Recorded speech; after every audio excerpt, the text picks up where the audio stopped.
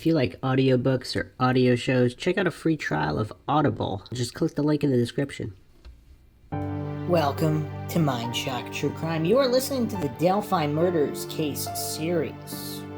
This is episode 35, Ron Logan. We're going to be going over Ron Logan, the latest FBI search warrant information regarding Ron Logan, various affidavits, various new theories that some postulate might tie everything together, including the Kleins, and finally make sense of this whole thing. So, yeah, there's developments. The case is moving. Some believe it is right on the precipice of being solved, with charges being filed and arrest being made shortly. Others counter that law enforcement are a bunch of bumbling buffoon Keystone cops, and this is as far as ever from being solved. And this is all just nothing but blown smoke. So on Mindshock, obviously, we'll be examining all of these theories with logic and reason at the forefront. If you enjoy the Mindshock podcast, find it interesting and informative, you can donate to our PayPal, help support the channel. Just check the link in the description. You can also become a YouTube member right here on YouTube for access to exclusive streams and chats. Make sure you subscribe to the channel, hit that bell for notifications, like and share the podcast, keep up awareness in unsolved cold cases such as this one, as well as others, missing persons cases, wrongful convictions, and more. Twitter, Facebook, Reddit, Patreon. Patrons do get priority for case topic, logical analysis, co-podcaster requests. You could also be a guest on the podcast depending on your tier.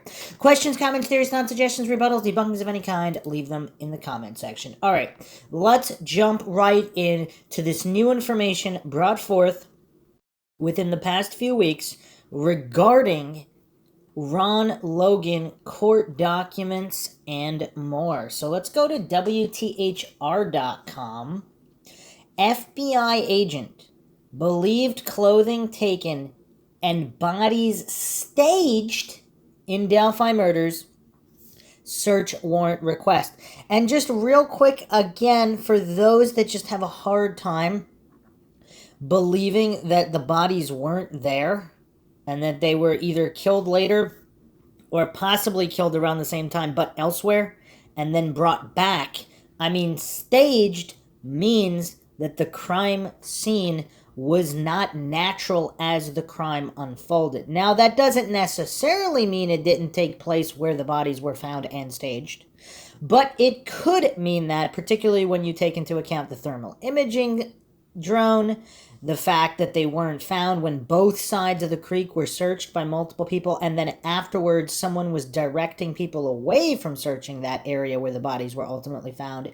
The magically appearing shoe and other clothing that was not found the previous day. I mean, all of this just weirdness that it just points away to the bodies being there. I mean, this is wintertime. There's no leaves on the trees. You can see that general area.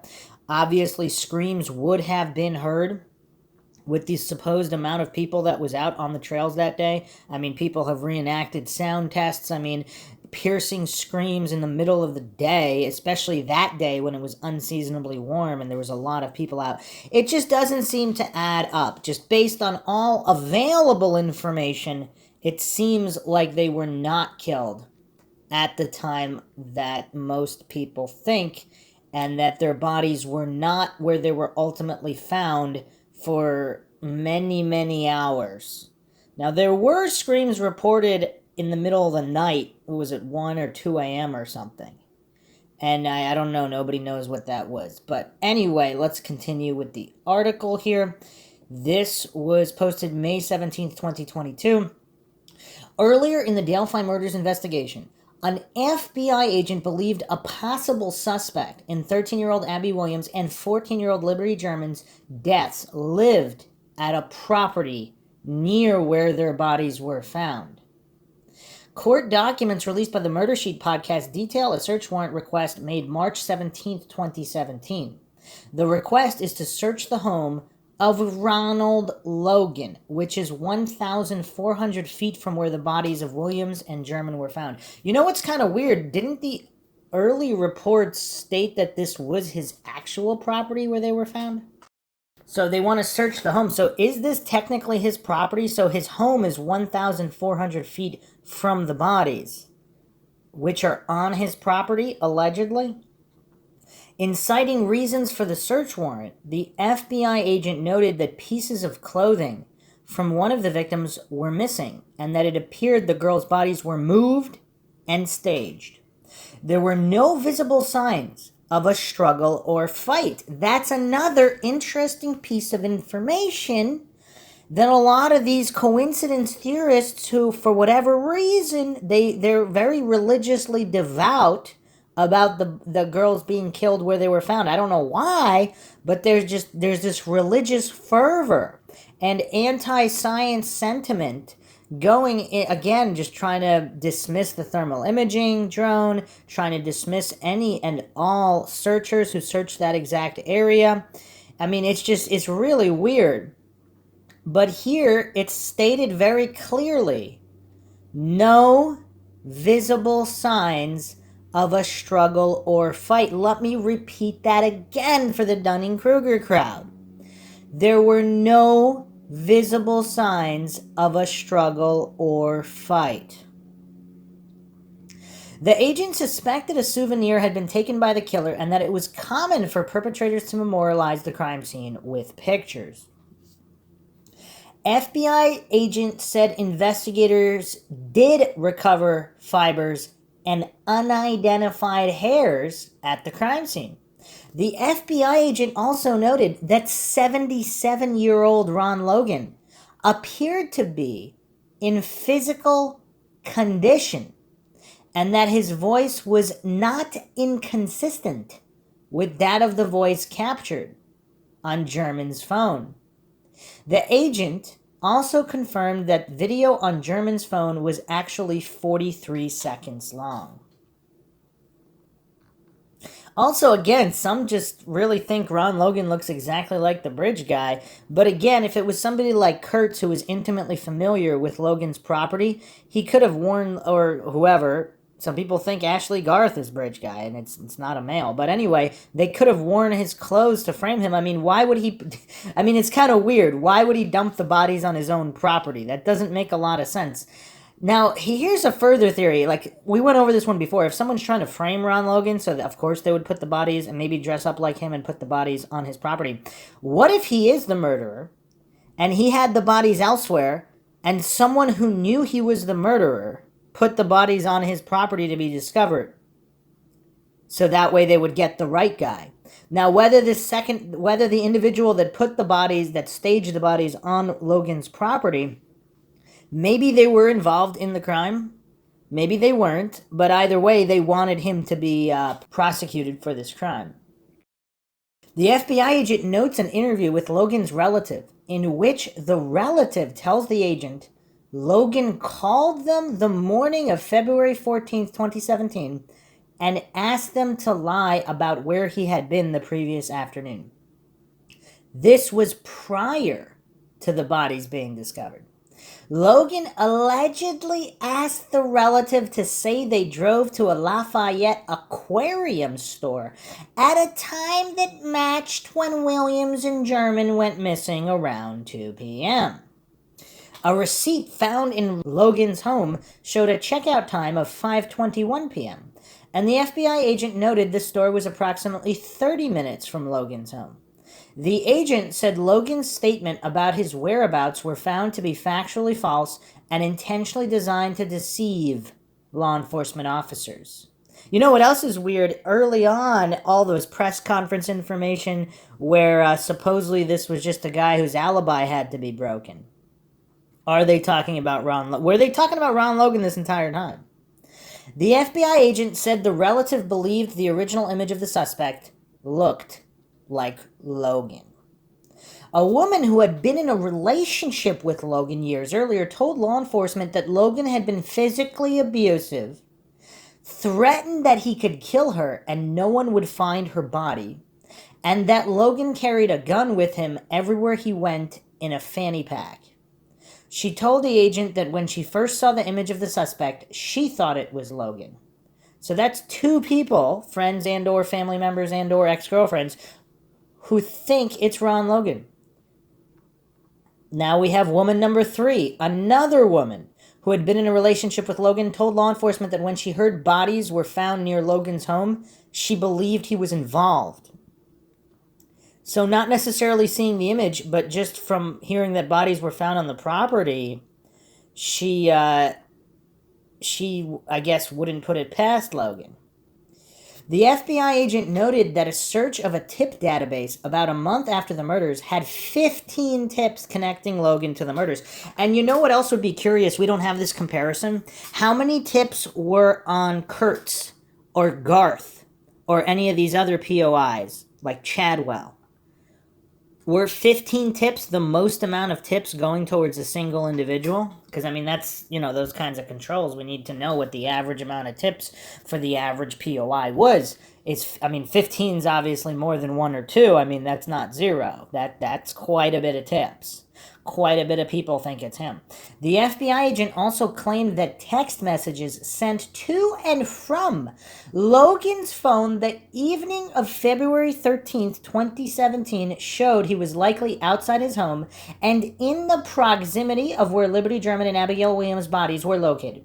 The agent noted that Logan had been physically able to get up and down the hill from his home to the crime scene, where he met with officers on February 17th.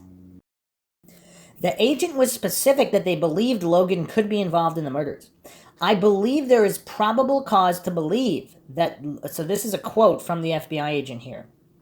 I believe there is probable cause to believe that Ronald Logan has committed the crime of murder, and evidence of that could be found on Ronald Logan's property, end quote. The FBI got permission to search the entire property, including Logan's home, garage, his pickup truck, computers, and cell phones. A previous search of Logan's home on March 6th for a parole violation noted he had numerous weapons, including handguns and knives. Logan died in 2020 and was never officially named a suspect in the Delphi murders.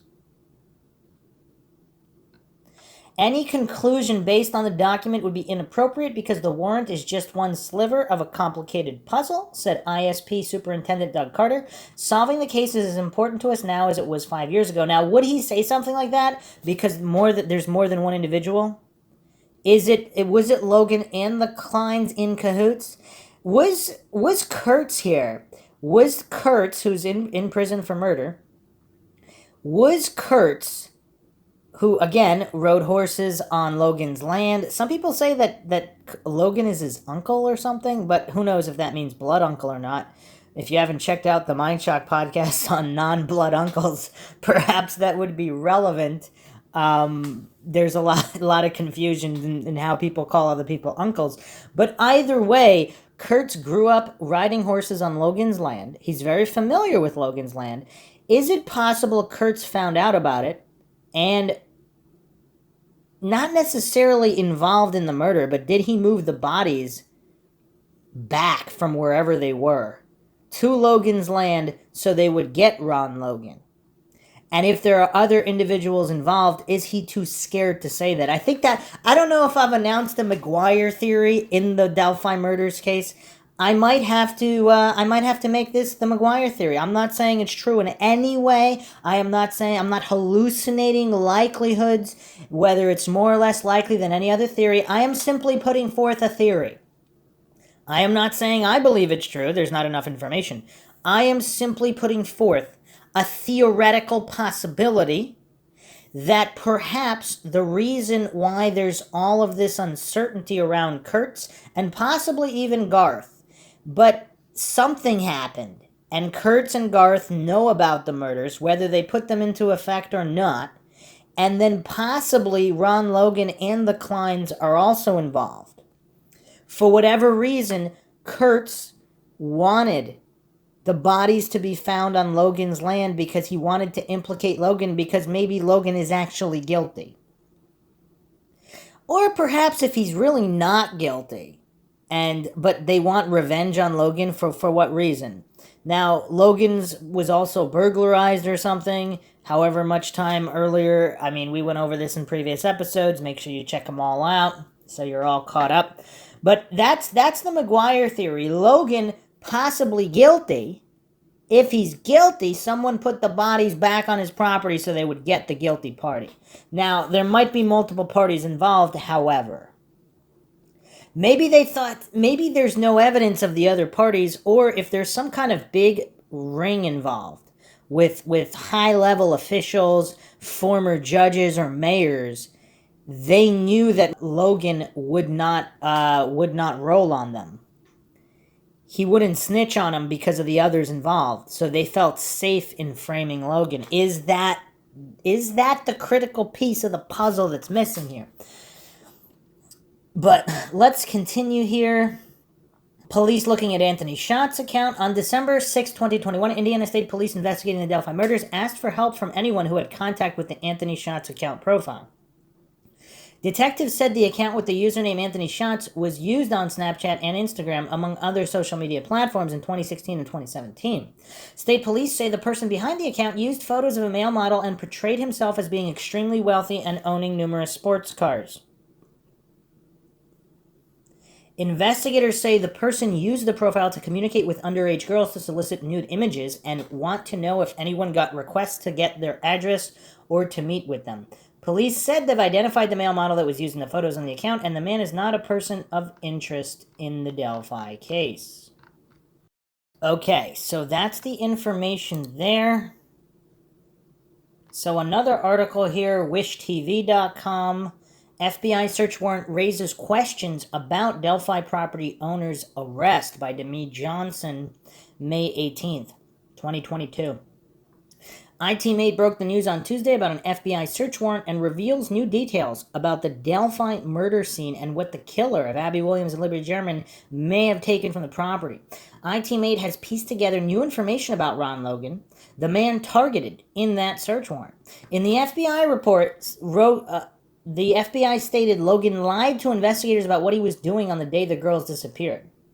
iTeammate's archives has an interview with Logan in the days after the girls were found. Quote, Monday afternoon I was in Lafayette Aquarium World getting tropical fish for my aquarium, so when I came home, one of the neighbors asked for permission to come back here and search for the missing girls, and that's the first time I heard anything about it, Logan told News 8 in February 2017. So, I fooled with my tropical fish the whole time the search was going on Monday night, but then they didn't find them around Tuesday until noon or 1 or whatever it was. End quote. You know what's weird, though? I mean, okay, he's 77, but still, is it or is it not weird that he didn't assist for the search that was going on his own land? So he's just playing with the fish indoors. Now, if he doesn't think it's serious, I guess if he doesn't think it's serious, I don't know. Investigators believe Logan asked his cousin to lie and tell police he drove Logan to an aquarium store in Lafayette on the afternoon of February 13th, 2017. Police would eventually arrest Logan for violating his probation on charges of DUI and driving on a suspended license. He appeared in court March 13th on that charge. The next day, March 14th, an Indiana State Police spokesperson tweeted, "Reports connecting Ron Logan to Delphi murders is false. Probation violation, no connection to murder investigation." However, in a search warrant filed 3 days later, March 17th, an FBI agent wrote, "I believe there is probable cause to believe that Ronald Logan has committed the crime of murder, and evidence of that can be found on Ronald Logan's property." So, you know what's weird, though? This is why all these authority-worshipping cultists, like these Dunning-Kruger groups that just worship whatever they hear on the idiot box, a lot of times it's wrong. A lot of times what's reported on the idiot box is wrong. I know this is so mind-shocking. But you see goofs, so-called true crime aficionados, still repeating as gospel whatever, all these conflicting statements that law enforcement have made, not just in this case, but in other cases, as if these statements are gospel. Now again, that doesn't mean the Indiana State Police spokesperson was lying. Perhaps they were not aware. Because this is an Indiana State Police spokesperson. So they're aware that Ron Logan was arrested for a probation violation. If they're not privy to any other information about an FBI search warrant, then they're not lying, but the statement is still not accurate. And this is something all these gullible goofs out there who just worship whatever they hear on the idiot box, this is why it's problematic. And these goofs never go back and learn from their mistakes. They never want to look at it in hindsight. Oh, maybe this wasn't accurate information. And then they built this house of cards and all these various theories, and they don't realize that it's a house of cards because that base layer is incorrect.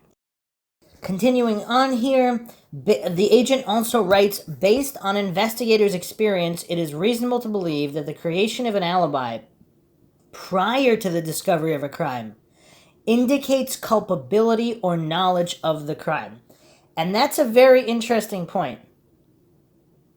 So I don't see an exact time here, but supposedly on the morning of the 14th is when Logan asked this family member to lie. The family member said that Logan had never asked him to lie in the past before. So, is he asking... This is kind of weird. So he's asking his cousin to tell him to lie about his alibi before the bodies are found. So, as far as anybody knows, the girls are just missing. They're not dead or anything. So why is he asking for this lie? And that's an interesting point there. That's an interesting point. So let me repeat what the agent wrote here. Based on investigators' experience, it is reasonable to believe that the creation of an alibi prior to the discovery of a crime indicates culpability or knowledge of the crime. Logan pleaded guilty to a new charge of being a habitual traffic violator on April 3rd, 2017. He was sentenced to 2 years in prison, a sentence that would eventually be reduced to home detention. The search warrant application reveals never before discussed details about the crime scene and how the girls were found. A large amount of blood was lost by the victims at the crime scene, the FBI agent wrote. The warrant also reveals that 2 articles of clothing from one of the girls was missing from the crime scene while the rest of their clothing was recovered. It also appeared the girls' bodies were moved and staged. Logan has never been publicly named a suspect in Abby and Libby's murders. He's also not been charged in the case. He died January 24th, 2022. I-Team 8 sent several detailed questions to Indiana State Police about the case and was told they can't comment on the case. Okay then, so a lot of new information there. So some counterpoints here. Actually, before we get into the counterpoints, I went over this other, I'm assuming it's a different FBI agent, who's stating that, so this was a few months ago, he said investigators looking into the murders of Abby and Libby are likely taking their time to make sure they have everything right before making an arrest. So he was basically stating that an arrest is imminent, so to speak. Not necessarily extremely imminent, but that they know who did it, and they're just getting their ducks in a row. And this was... again, more around the time of the Keegan Kline police transcript leak. Or alleged leak. So, you know, that's an issue too, because are they say... Because they... Basically, Keegan Kline has said that they believe his father did it. So, or are they simply going down different avenues? Do certain investigators believe it was Tony Kline, other investigators believe it's Ron Logan? Or do they believe they were somehow working together? And again, where does Kurtz fit into all of this? So let's look at a rebuttal here, basically, to those who believe it's Ron Logan. This is on the Delphi Murders subreddit, posted by Mount Georgia Guy. Let's not get carried away about the Ron Logan warrant. Posted part of this last night at another forum. We have to remember this information is new to us, not law enforcement. My takeaways from the warrant and other info we know from the Keegan Kline investigation. 1, this is a peek into law enforcement's investigation similar to the warrants and questioning of Keegan Kline. Don't take it for anything more than a POI being looked into during the investigation. 2, similar to Keegan Kline and Tony Kline, most of the links to Ron Logan are circumstantial. Tip on looking like bridge guy, violent past with females, etc. Not enough for a DA to feel comfortable about getting a conviction. I mean, that... Okay. 3, Ron Logan's request for an alibi during the time of the abduction and murders is interesting. He was not concerned about other times he was driving and wanting an alibi for those, so this is very suspect. I mean, that's one of the most suspect points. So he's calling somebody right before the bodies are found. Unless he know... does he know they're going to be found because he knows where they are at that time? It's kind of weird. I mean... Would his first thought be... Yeah, I can't... Yeah, the timeline here. This is tough to get over because... Would someone's... So these teenagers, they're not like 5-year-olds, okay? So they are teenagers. So these early teenagers, these super young teenagers, go missing the night before. Is everyone's first thought that they're going to turn up murdered? Or is the thought, okay, maybe they went to a party. Maybe they got lost. So what's the worst case scenario in everybody's mind? They got lost and got hurt and maybe died. Right? I mean, what is everybody thinking? Is everybody thinking there's a murderer on the loose? Like, what's the first thought when teenagers go missing in a wooded area in the woods? They either went to go party or they got lost. Is anybody really thinking the most likely scenario is that there's a killer on the loose? So why would Ron Logan need an alibi? Because even if they got lost and got hurt and possibly died somehow and it's not murder, why would he need an alibi? And why would he think that he would even need an alibi? Because what if they were at a party and they came back and everything was fine? Why is he requesting an alibi? 4, as with Keegan Kline and other suspects, DNA must have not matched, or the DNA is too tainted to use, or they don't have the killer's DNA. 5, the text messages and phone call the day of the murders is interesting and seems the text provided more exact locations. The phone call could possibly act as an alibi if there was an exact location. Assumes Ron Logan couldn't get from his house to the bridge in roughly 4 minutes. Does anyone know how cell service is on the trail? But they said that Ron Logan's cell phone did ping in the area, which puts him in the area at the time of the abduction, approximately. Unless someone stole Ron Logan's phone and dressed up as Ron Logan. I mean, I don't know. It's kind of weird. I mean, would a 77-year-old, even if he's a domestic violence abuser, whatever, would he just randomly decide to kill people? And put their bodies on his own property? And knowing himself, I mean, he's 77, but, I mean, he can't be that dumb. I mean, 2017, people know you can triangulate data, GPS data from cell phones. I mean, I don't know. This is all very weird. 6, we have a better understanding of the complexity of the case. Animal hair request in warrant. See below for more on this. Ron Logan having connections to Garrett Kurtz. And possibly Tony Kline. People believing Ron Logan was capable. 7, coincidences will happen, but everything outlined in this warrant and the Keegan Kline warrant is almost too many coincidences. That's why I'm choosing to look at Ron Logan, Keegan Kline, Garrett Kurtz, and others as POIs, and understanding law enforcement needs that one piece of evidence to bring the case to a head. 8, the warrant mentioning animal hair likely confirms the past rumor. In my experience with warrants, this would not be in the boilerplate language and seems to have been added at the end of the standard list. I'll defer to Indiana attorneys whether it's standard in this part of the state.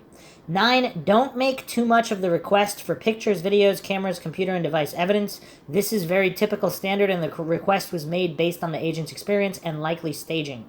It does not establish a video or picture taken. Here's an interesting theory proposed by Dorkin B. What if Ron Logan led the girls down the hill where the 2 others were waiting in the brush? Would explain maybe the lack of struggle and screaming, as it was almost a surprise as they got down there. Ron Logan just kept on his way to his property and inside while the perpetrators did their thing. It's a reach, but just trying to think outside the box, I guess.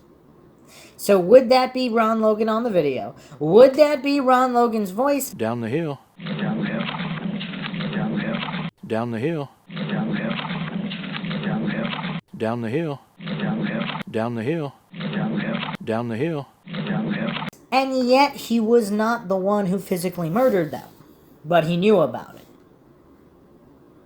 Also, another interesting point that people have made a big deal about in the past is who could walk that sketchy bridge, the Manon High Bridge, with their hands in their pockets and not a care in the world. Would it be the guy that lived right there, that had made that walk so many times, so many years? He could literally do it with his hands in his pockets and his eyes closed. I mean, I don't think enough has been mentioned about that. Who would be more comfortable walking that bridge than Ron Logan? I mean, maybe one of the flannel shirt guy. One of the guys that, people that walk the trail every single day. But if we're gonna, Ron Logan's right there. How many times, does anybody know how many times Ron Logan has crossed that bridge? Some people reference that Tony Klein might have possibly hunted on Ron Logan's property before, but that has not been confirmed.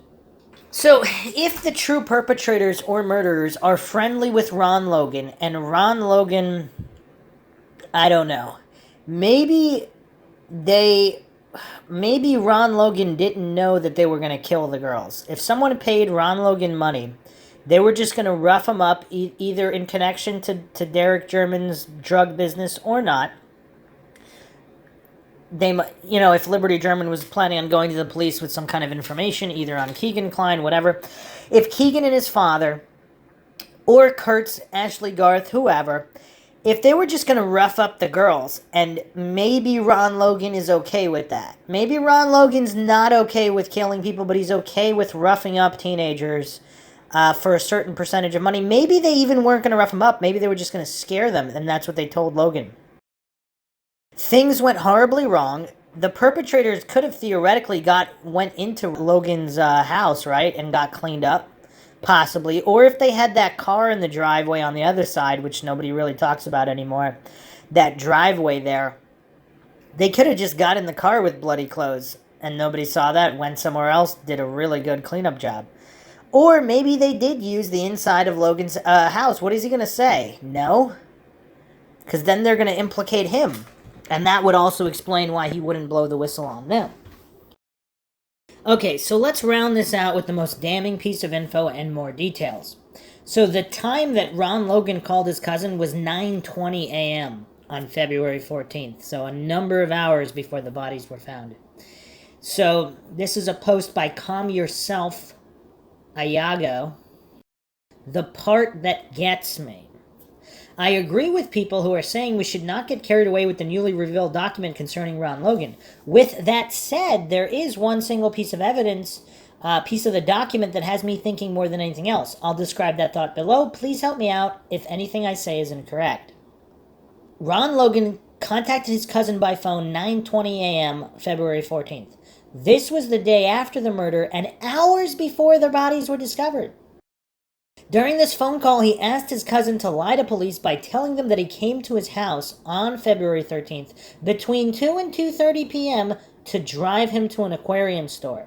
What is disturbing to me is the specificity of the time range that Logan instructed his cousin to tell the police. In my mind, this is the best evidence that Ron Logan was involved in this crime. If Ron Logan was not involved, how would he know to cover his ass within the literal 30-minute window of the murder that took place 1,400 feet from his property, allegedly? I am not convinced that he did the actual killings, but I now believe at the very least he knew about the murders and was directly connected to them. I know he didn't want to get jammed up with the parole violation, but it doesn't show how he knew to be covered from 2 to 2:30 p.m. on the day of the crime. It also seems like the police and or FBI were deeply concerned by this as well. With all that said, I think law enforcement's best bet is finding a connection between Ron Logan and the Kleins. I also still don't think that Kurtz and Garth need to be let off the hook here. I mean, they're known criminals. They're known criminals, so come on.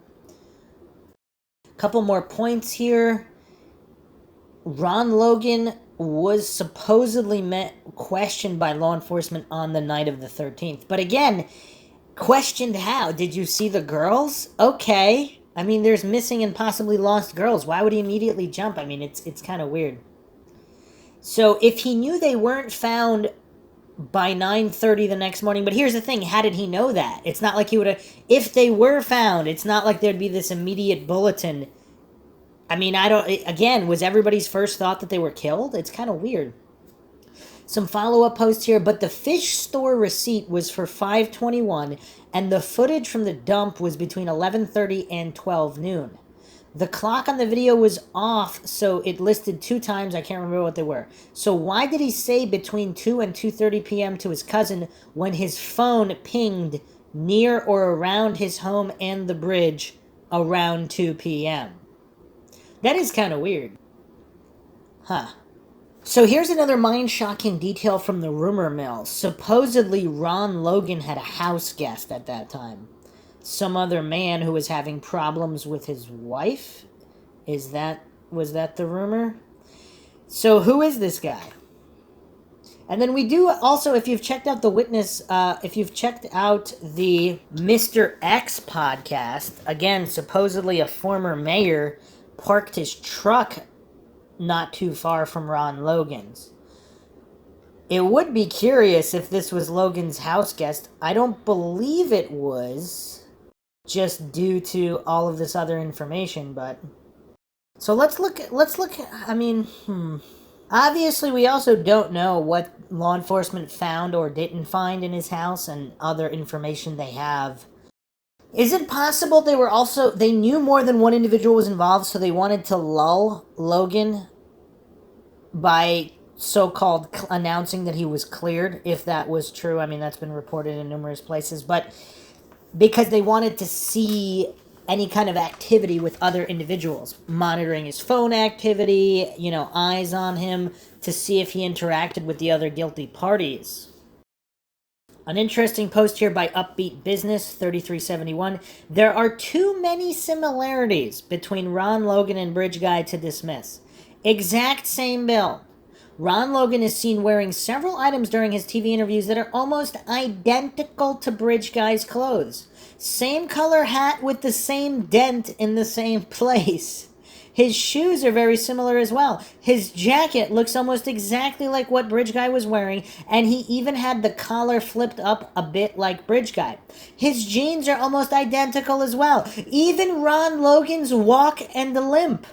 It's actually creepy. The more I watch the interviews very closely and then go back and closely watch Bridge Guy videos, even his voice is very similar. Could it all be coincidence, also given the fact he lied about his whereabouts and asked someone to lie for him to cover the exact time frame that the murders took place? I'd bet everything I have it was Ron Logan after seeing all of this. I mean, the only thing, again, that doesn't make sense to me is why would he do it right on his property? I mean, and why would he put the bodies there? The only way he would do... I mean, is he really that up there in age that this was a bucket list type of thing and he didn't care if he got caught for it? I mean, is that a possibility? How often do people in their late 70s just decide to become a murderer because they don't care at that point? Or they think they're going to die. I mean, supposedly he was in good health, though, so that doesn't make sense. Because if he's in that good health and good shape, I mean, why?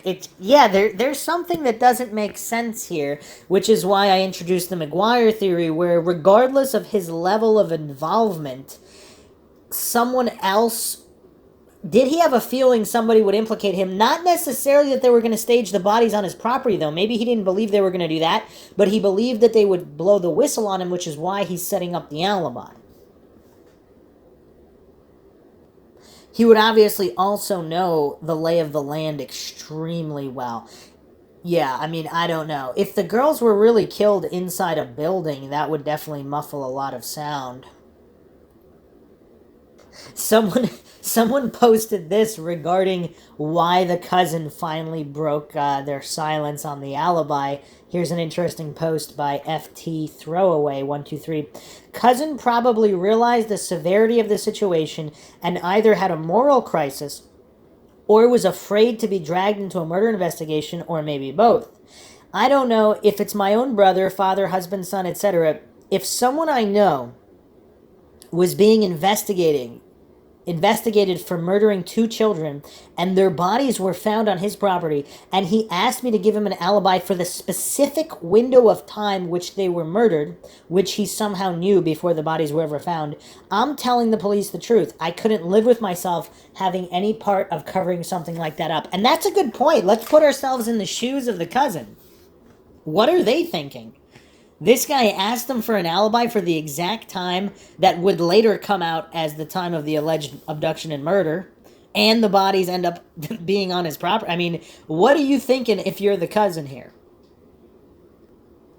So what does everybody make of all of this new information of Ron Logan as a piece of the puzzle here?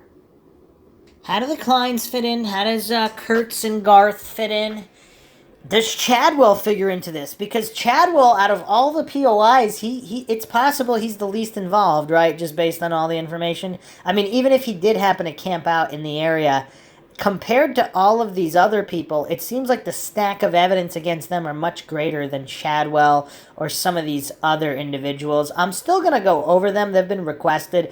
There's a few with some ties, but next to the Kleins and Logan, it just, and Kurtz and Garth, it seems like the pieces are there for them much more than others, but again, we don't know. Some people believe it's going to, when this is finally solved, it's going to turn out to be somebody not named and completely under the radar.